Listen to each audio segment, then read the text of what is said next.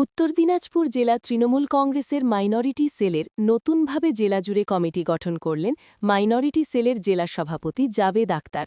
শনিবার জেলা সভাপতি জাবেদ আক্তারের নিজ বাসভবনে এই কর্মসূচি অনুষ্ঠিত হয়।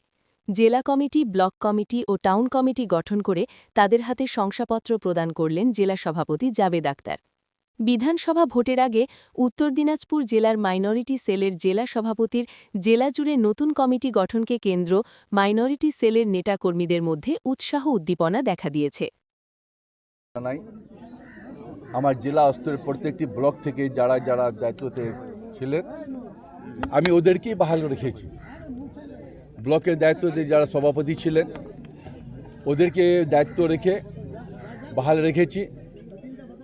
ওখানে আমি ব্লক লেভেল বা ডিস্ট্রিক্ট কমিটিতে বা ব্লক কমিটিতে আমি কিছু কিছু যারা আমার যোগ্য ছিল আমাদের নলেজে আমি সার্ভে করার পর আমাদের ওখানকার যে নেতৃত্ব ছিল আছেন, আমাদের বিধায়ক থেকে নিয়ে মন্ত্রী থেকে নিয়ে আমাদের সিনিয়র নেতৃত্ব সবার কনসার্ন নিয়ে আমি ডিস্ট্রিক্ট কমিটিকে সাজালাম, ব্লক কমিটিকে সাজালাম। তারপর আজকে আমি সবাইকে ডেকে নিমন্ত্রণ দিয়ে সবাইকে নিয়ে আজকে আমি ওই কমিটিগুলোকে এখানে ঘোষণা করার সভা তৈরি করি। জাবেদা বলছি, একদিকে হুমায়ুন কবির, অন্যদিকে ইসলামপুর। দেখেন, এই হলো আমাদের বাংলার মাটি। আর বাংলার মাটিতে আমাদের 2011 বছর থেকে এখন পর্যন্ত আছেন মমতা ব্যানার্জি, যিনি মুখ্যমন্ত্রী আছেন, আমাদের জননেত্রীও আছেন। ওনার নেতৃত্বে বাংলার মাটির মানুষ যত সন্তুষ্ট আছেন, সবাই সমান সমান অধিকার নিয়ে চলেছেন। এক সমান যেরকম আমাদের মাননীয় মুখ্যমন্ত্রী রেখেছেন, এক চোখে সবাইকে সমান সমান দেখছেন।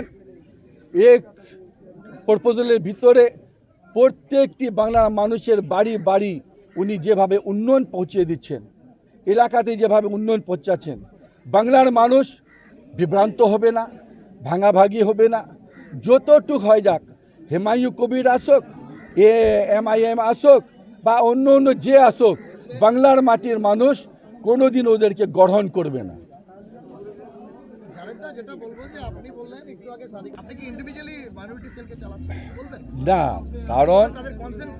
না, কারণ এটাই কে সবাই নিজে নিজে আমাদের যতগুলো সাংগঠনিক আমাদের প্রোগ্রাম চলছে এখন দেখছেন তো আপনি।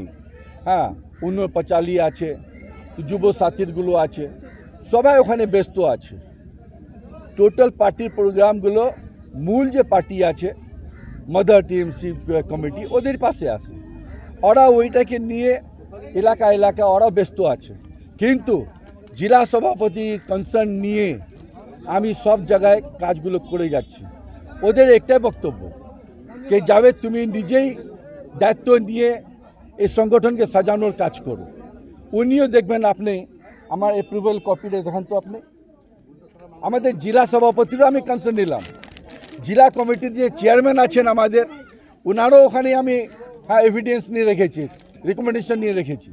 তারপরে আমাদের স্টেট রাজ্য যে সভাপতি আছে মোশাররফ সাহেব, ওনার নিয়েছি, আপনাদেরকে আমি দেখিয়ে দিচ্ছি। এটা আমাদের ডিস্ট্রিক্ট কমিটি, দেখেন সবারও ওখানে রিকমেন্ডেশন করা আছে। দ্বিতীয় কথা, সমস্ত মিলে 58 ডিস্ট্রিক্ট কমিটিতে আছে। আর ব্লক কমিটিতে আপনি জানেন যতগুলো ব্লক আছে, 13টা ব্লক আছে, এই 9টা ব্লকের সঙ্গে কিছু কিছু টাউনে ওয়ার্কিং প্রেসিডেন্ট আমি অ্যাড করেছি। কারণ কি যারা যোগ্য আছে ওরাও কিছু কিছু বসেছিল পুরনো টিএমসিগুলো, ওদেরকে আমি অ্যাড করে আমি আজকে গর্ব হয় কথা বলতে পারি যে আমাদের কমিটি এরকম কমিটি হলো যে যারা বসেছিল, ইনঅ্যাক্টিভ ছিল, যারা সুযোগ পাচ্ছিল না, ওদের সবাইকে নিয়ে আমি অ্যাক্টিভ করে দিচ্ছি। প্রমাণ আছে আমাদের ইদ্রিস আলম সাহেব, আপনি জানতে পারেন, হ্যাঁ, ওই বর্ষিয়ান নেতা।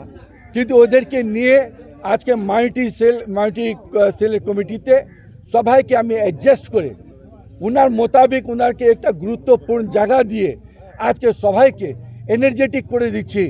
আর দিদির হাত শক্তিশালী করার জন্য আগামী দিন যে আমাদের যুদ্ধ তৈরি করেছি, তো সবাই এক প্ল্যাটফর্মে আমরা নেমে পড়ব। আর সম্পর্ক দায়িত্বকে এখান থেকে আমরা একদম নেস্ত নাবুদ করে ছাড়ব। দাদা বলছি আর মাত্র 15-20 দিন দেখেন, সব থেকে বড় কথা আছে যে এই বিষয়ের কথা শুধু একমাত্র আমাদের দল, আমাদের নেত্রী বলতে পারবে। এর আগে আমাদের বলার কোনো অধিকার নয়। আজকে কেউ বলতে পারবে না যে আমি টিকিট পাবো। হ্যাঁ, আশাবাদী সবাই থাকতে পারে। দাদা প্রার্থী কি সংখ্যালঘু থেকে হতে পারে, কি বলবেন? যে আশাবাদী আছি, সংখ্যালঘু অধ্যুষিত বিধানসভা। আশাবাদী আছি যে যেহেতু সংখ্যালঘু পার্সেন্টেজ এখানে বেশি আছে, আগেও থেকে সংখ্যা আমাদের বিধায়ক ছিলেন, এখনও আছেন। হ্যাঁ, 11 বছর আমাদের এমএলএ, এখন 12, বুঝলেন, বর্ষিয়ান নেতা আছেন।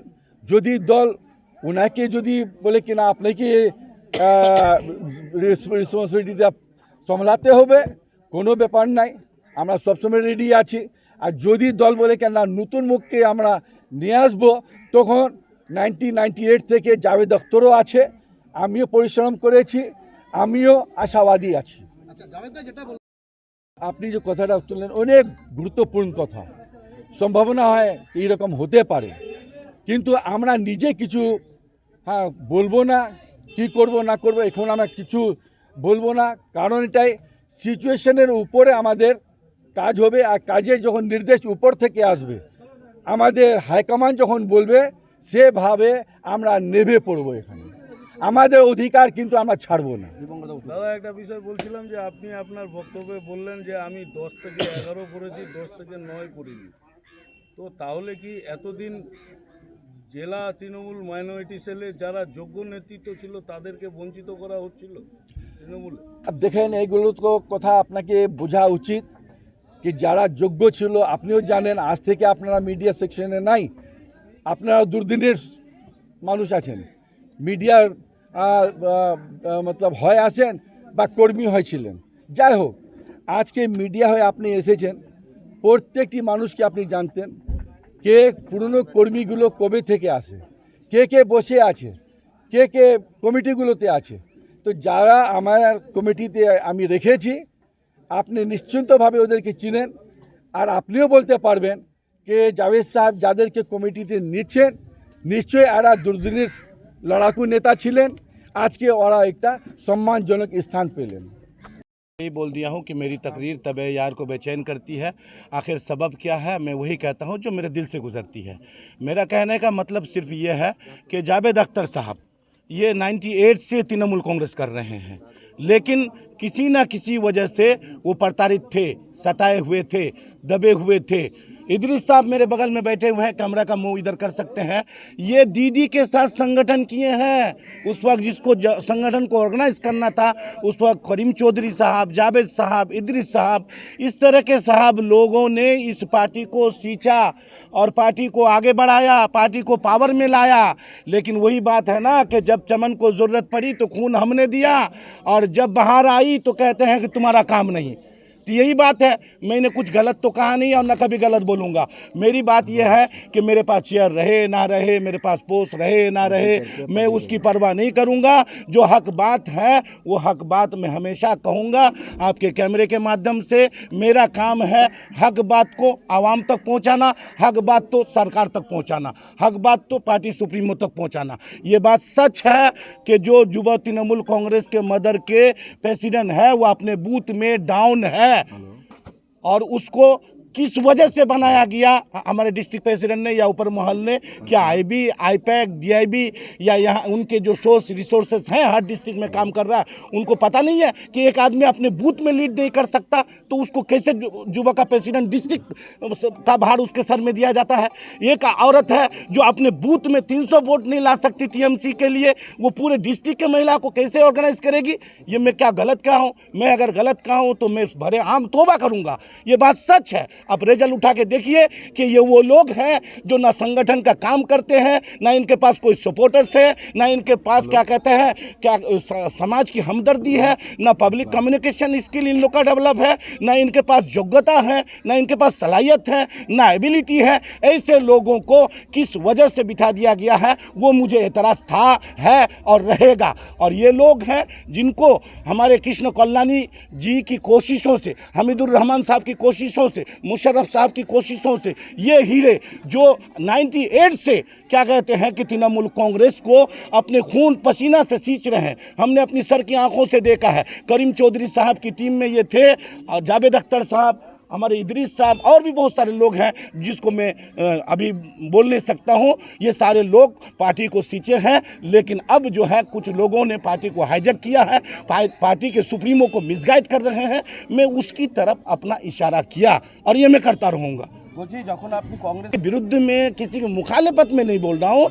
मामला ये है कि जब नाइंसाफ़ी होगी तो सादिक बोलेगा, जब जुल्म होगा तो सादिक बोलेगा, जब दबाया जाएगा तो सादिक बोलेगा, जब मजलूमों के साथ इंसाफ नहीं होगा तो सादिक बोलेगा, चाहे किसी को बुरा लगे या अच्छा लगे। मैं सिर्फ वही बात कहूँगा जो सच्चाई पर आधारित है, और मैंने जो बोला है वो मीडिया बंधु भी सर्च कर लीजिए, पार्टी सुप्रीमो भी कर ले, पार्टी के हाईकमान भी कर ले, हमारे अवाम भी फैसला कर ले। मैं ये है, आप लोगों की भी जिम्मेदारी है, क्योंकि मीडिया भी एक पिलर है हमारे संविधान का रक्षा करने के लिए, हमारे देश की रक्षा करने के लिए मीडिया बंधु की भी जिम्मेदारी है।